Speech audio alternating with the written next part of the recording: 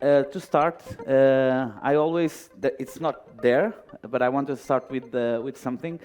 I think the first step to effectively create a revenue management strategy is to start with the segmentation.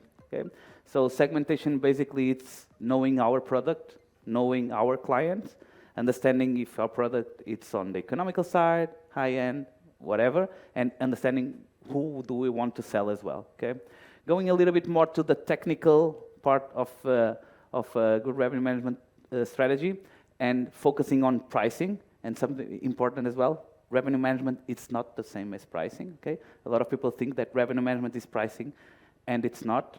Revenue management, it should start at segmentation. You should do forecasts as well, and then start with your pricing strategy, okay? Without a forecast or goals, you don't know if the result is good or bad. You should do a forecast, even if it's wrong, and then you improve your technique to do forecasts in the future. The traditional way of setting new rates before using data, before using a software, you start with your own past data, seasonal pricing, day of the week pricing, and holiday events. This is what everyone does, right? I know what is my high season, what is my low season, what days, for example, if Friday and Saturday it's higher, I sell more or at a higher rate, and some special dates like public holidays, events, etc. This is getting more and more complicated to use for the future, just because some of this behavior changes with things that sometimes we can't control in a micro level, and it's more a macro level. I can give you an example. You live in a European city that, for some example, I don't know, Ryanair or EasyJet starts a new destination. Probably in your segmentation, you will have new guests that will travel on different dates. Also very important, when you say day of the holiday and event pricing, if you have all your guests come from foreign countries, the holiday or event, it's for the country of origin, not your countries. If it's a holiday in the UK and you have a lot of clients from the UK, they will travel on their holiday. It doesn't have to be a holiday in Spain or in Italy, etc. Okay? The second part, it's the market data. And for this, I think you need some tool. It doesn't matter which tool, but you should have some tool that has reliable data. Okay? There's a lot of tools in the market, but you should use a tool. If you will do this manually, you will have to check all your competitors manually in Airbnb, Booking.com, wherever, and see what is the price, when do they change the price, in which dates, etc. Doing this manually, it's almost impossible for you to be able to do it for the next year, for example. You should always focus on the market occupancy, okay? You can use, depending where you are, some countries have data for this. I know, for example, an example here in Spain, I know that Andalusia has some of this data. I know, for example, that Portugal has this data, or government authority. So you should know how the market behavior is evolving and when people are booking. So you should understand the booking window that happens in your market. And then understand the future data, okay? The future data, I think it's easy when you focus on your own data. Understanding, for example, when do people book your properties, your occupancy and the behavior of the occupancy, and the length of stay as well, okay? Usually, what is the length of stay that gets me better results? It's a little bit harder to know this, or almost impossible to know this if you don't use a tool, okay? So for this, you really need, when you look at the market data, and for future data, you need a tool, yes or yes, okay? Some small things, like tactics that you can use to improve your revenue per unit. You can sell your gap pricing. It's something that it's getting more common, but in some markets, people still focus a lot, okay, I have a minimum stay of 5 nights. I want a minimum stay of 10 nights. I cannot sell a 2 nights minimum because it's not profitable for me. It is if you sell that 2 nights at a 4 nights rate, right, or 5 nights. If you sell at the same price, it's profitable. It's harder to sell if it's much more expensive, but you don't know if someone will book it, okay? If the problem is that the operational cost, you can still sell it, you just have to sell it more expensive. If it's a logistic issue, you cannot do check-ins, okay? Maybe you'll have to find a self-check-in situation for that kind of the gaps, but gaps is one of the things that will help you improve your occupancy and your revenue per unit, okay? Adjacent day pricing, I think this is not as common. Basically, this is adjusting your prices or your minimum stays, can be minimum stays as well, for the days immediately before or after or already confirmed booking. Can give you an example. Imagine that you have a minimum stay of 3 nights, minimum, in your property, and you have someone that books to check in on a Saturday. Immediately, if you don't adjust this, you will never be able to sell unless someone wants to check on a Wednesday and leave on the Saturday as well, right? Maybe a good alternative is reducing the minimum stay for 2 nights in that situation. Why? Because you will not get a gap. You will just adjust the 2 nights immediately before the already confirmed booking. You can sell those 2 bookings, and you keep your occupancy consistent. It will not give you any gaps. It will just, it's like an extension of the booking that you already have, okay? This is also very, very easily, you don't need a tool to do this. A very good tactic to increase your occupancy and increase your revenue is also offering, for example, an extension for someone that is already in-house, okay? Someone checkouts on a Sunday. Probably no one will check in that Sunday. Why don't you send an email to everyone that is checking out on a Sunday on your property saying, if you want to extend for 1 night or 2 nights at the same property, I will give you 50% discount. You will not sell that night. And it's a guest that is already in-house. You don't need to talk with him again. You don't need to do check-in. You don't need to send a cleaning lady. It's just 1 extra night that probably will never sell if you do not send some offer, okay? In terms of broader policies, everyone here knows about distribution, so you have to be careful with your channel markups, okay? Very common mistake. Sometimes the markup is not enough to pay everything that the OTA charges. Loss pricing, I think it's going to be one of the trends that you will have in the future. Setting your strategies based on your length of stay as well, okay? Sometimes thinking on the minimum stay because of operation is good, but understanding that the length of stay should be consistent with the pricing strategy, it is important, okay? It doesn't matter if I want to sell 1 week, 7 nights minimum, but if my 7 nights minimum in terms of total revenue is bringing me less than the 4 nights bookings, okay? So if you can sell a 4-night booking much higher, and you have consistently like 4 nights booking, it is better than having a 1-night minimum, even in spite that you have less check-ins, less cleanings, okay? In terms of fee structures, yeah, everyone knows how the distribution works in fees. Be very careful. I will say that try if you really need to pay all the fees or not. Sometimes you need, sometimes you don't. I think in some situations you don't. So always give it a chance to see if you will sell without having to pay fees.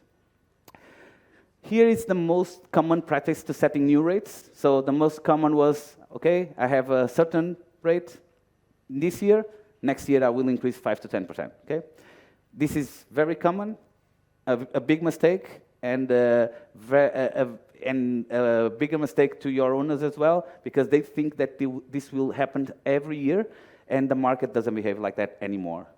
During some time it behaved like that. Now this year can be, you can have a higher ADR the next year, and then you have another year that the ADR increases, and then the ADR decreases again.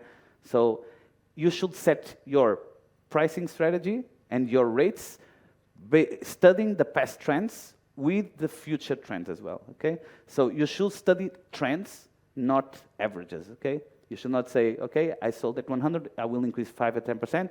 I need to understand what happened. I need to understand what is happening for the future, and based on that, I will adjust my rate. Okay. I just want to give you a quick example. This is more or less how dynamic pricing tool works, okay? So basically the data, we need to split the data by segments, okay? And your property will be in a segmentation. So when you are setting your rates, you need to understand how are you in the market compare with the average of the market? So imagine that you are selling at 100 euros, but the average in your market is 75. It means that you are on the top 25% probably, or on a higher percentile. This means that you are considering that your property is better than average, okay? If this is true, your rate is right. If this is not true, you are pricing too high, okay? Pricing too high or too low, it's not based on what we think, it's based on what the market tells us. So we need to understand a little bit the quality, and no algorithm will tell you that, okay? No algorithm can see the quality of your mattress, your decoration, etc. So you need to understand, and with the knowledge that you have of your property, understand if you are targeting the average, if you are targeting a little bit the high end, the luxury market, and based on that, understand how are rates in the market. Usually it's divided in 3 segments, okay? 75th percentile, that is high end, 50th percentile, the average, and 25th percentile, that is the more like economic side. And based on this, you should target your property in the market, okay? If usually a common mistake is that you think you are above average, so you are putting your price very high, and in reality you are in average, so you are getting, it's harder for you to get a booking compared with your competitors. A common mistake as well is you price too low, right? So you sell very quick. You are like very happy because you have 90% occupancy and your market is 30, so something is wrong, okay? You probably sold too fast. It means that you sold, you could sell it a little bit more expensive. This is called the demand curve, and basically this is also very important. You always need to understand which month do you sell. I think everyone does this, but you should do this based on data, okay? Even if it's your own data, you should be able to see it. It shouldn't be based on intuition and saying, I know that in August it's better. Okay, but how much compared to July? You should have it, even if you do it in an Excel sheet, you should do it, okay? And have it visually. And this is an example of how someone can price on the wrong way. On the first graph, you are seeing your prices in the market, okay? So for example, here, you can see that everyone is pricing up here. The prices continue to be high, in spite there's no occupancy, okay? So this is a common example but for example here, it's correct, right? My price is very high, and the demand is high. So there I'm pricing correctly.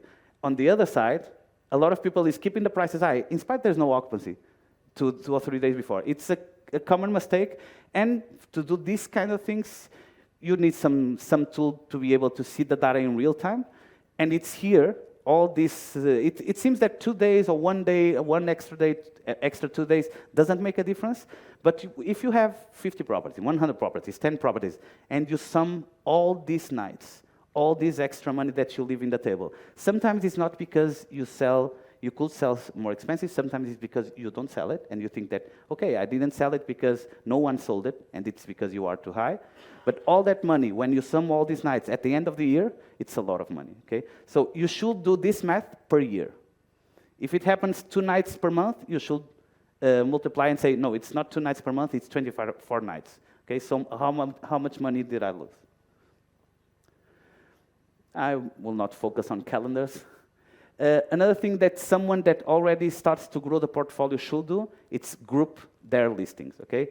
You should try to avoid to work. I know that in terms of experience to the guest, you should give a personal experience in each property, if you can.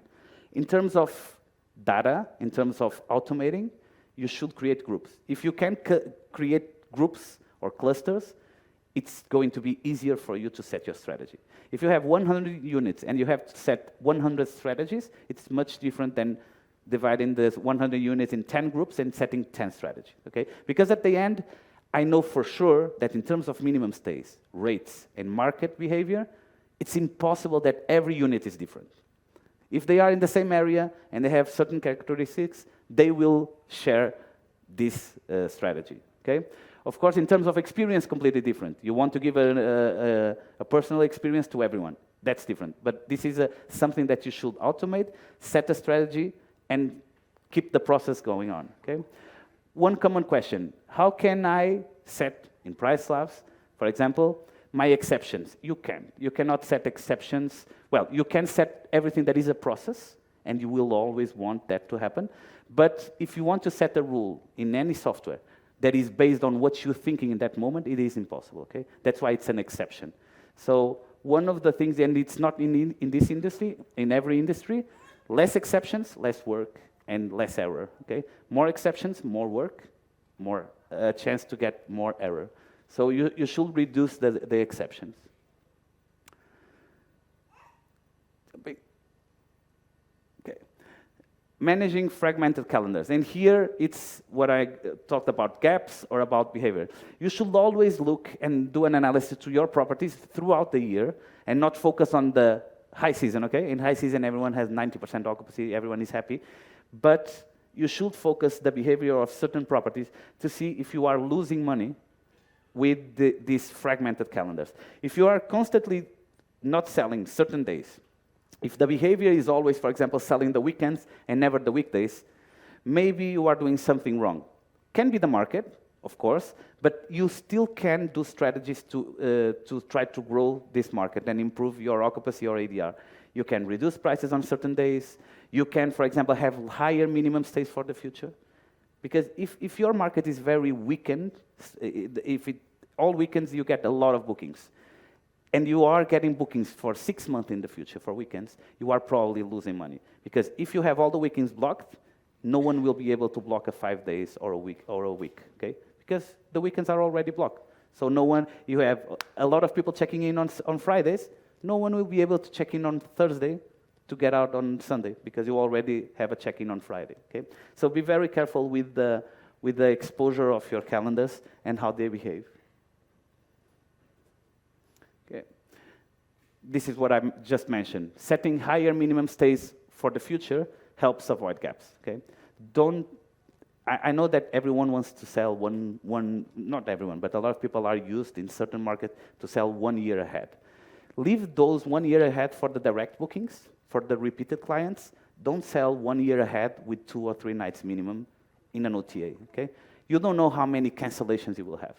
If the flights change, if the weather change, if a new virus has come, they will all cancel, okay? So further ahead, try to get longer minimum stays.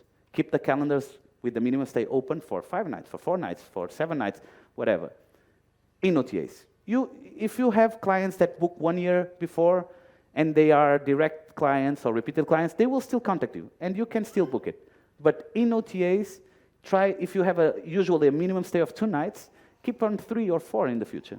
And at least you will have longer bookings. When it starts to get closer, like 90 days, closer to the check-in date, you will start to reduce your minimum stay and open the calendar to 2 nights, 1 night, whatever.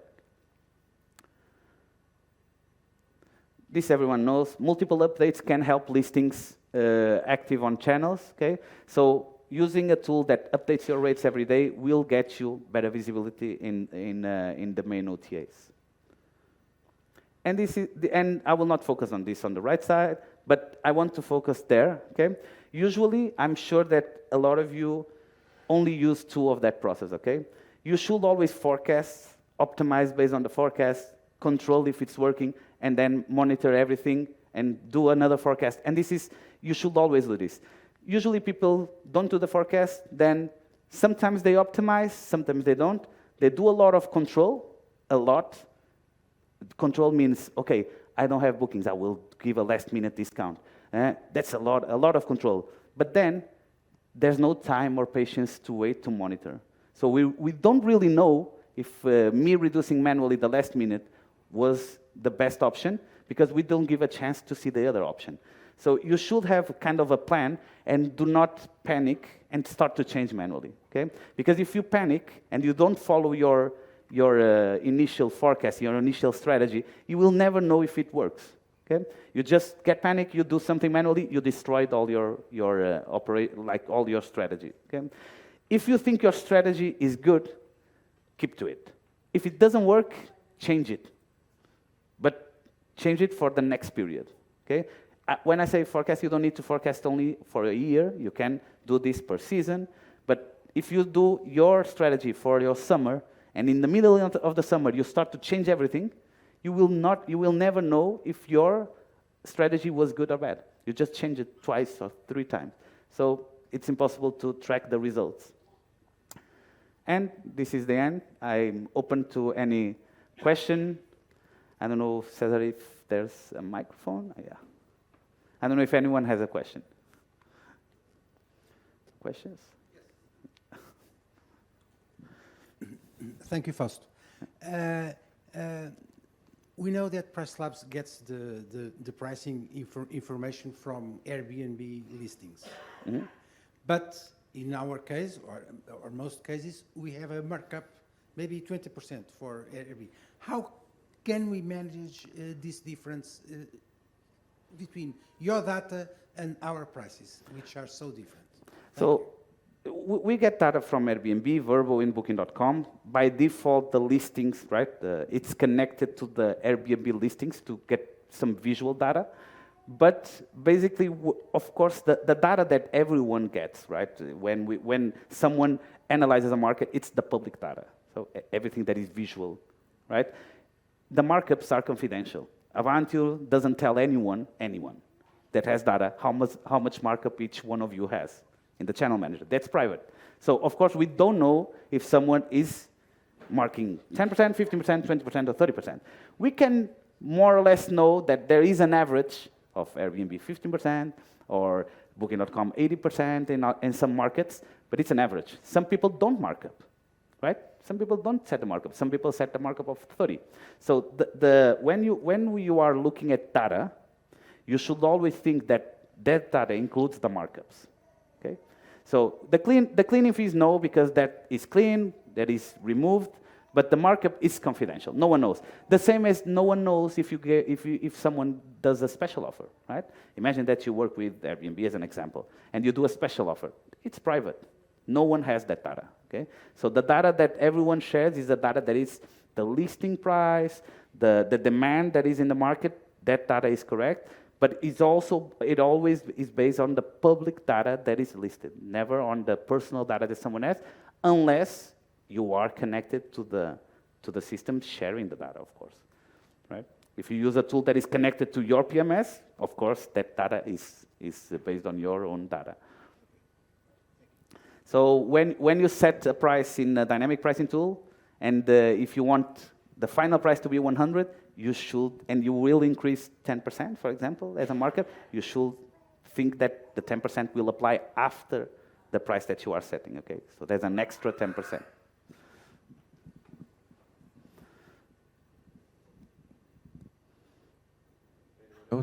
Anyone else? I have a question. What is the common mistake property manager makes when using a revenue management tool? I think there's 2 or 3, but the most common mistake, I will say 2. The first one is the first one is getting thinking that the tool is wrong because what they know about the market is right. Okay, that's the main issue, and usually the owners and the property managers are wrong. Okay. Every owner and property manager knows how their market behaves historically, of course. They have a lot of knowledge, like basic knowledge of the market. What they can't know is what's happening for the future. Okay? It's impossible. You don't know if your competitor that till today did things on a certain way, tomorrow hires a new director of operations or a new revenue manager, completely changes the strategy. And they start to price differently. And you don't know unless you use data and tools. The second main mistake is setting the base prices. So when segmenting their property, segmenting too high or too low. So any software, any system, if the information that you add is bad, it's wrong, the result will be bad or wrong. So when you are setting the system, if you don't set it properly, probably the price recommendation will not be correct. So that is one of the main reasons. That's why I suggest that everyone that uses a revenue management system or dynamic pricing tool, if they feel comfortable to set the tool because they are used to it, they can do it on their own. But if not, please see the information, tutorials, knowledge bases, or contact the company that you are using to help you set your account if you have any question. One last question is, no one else? No? Any Should I question? keep it? Okay. One last question is, can you align your strategy with revenue management and some OTAs, they have already some tools for, for promotion strategy. Can that all be aligned together? It can, in spite, it's two different concepts. In this industry, it's not as clear, but I can give you the example of comparing it with the hotel industry. In the hotel industry, the revenue management, it's not the sales manager, okay? Whoever decides promotion is the sales manager. The revenue manager doesn't do promotions. The revenue manager does pricing strategy, all these kind of things. But what is an offer, a promotion? Usually it's not the revenue manager. It can be one person doing it, but we have to think that one thing is pricing strategy, another thing is a commercial offer. When you do a promo that you want to be visible as a promo, 10% discount or 50% discount, that's not a pricing strategy, that is a commercial offer. It's something commercial as when you go to a shop and buy shoes and see 30% discount. It's not 30%, right? The price is 5% less than 3 months. But you still think that you are getting 30% less. So it's more the commercial side working. If you really want to do the right pricing strategy and you want to join, it is possible. You just need to know that when you send the rates, it should be 50% higher, for then you give the 50% discount. That is exactly what, when you go to the supermarket or you want to go to a clothing store, they do. They increase prices before they send it to the stores, and then they say 30% discount. And it's not. They are just reducing like 5% or 10% max, because they increased 20% before they send it. All right, a lot of information. Thank you, Fausto. You're Thank welcome. you so much for telling us, giving all these tips.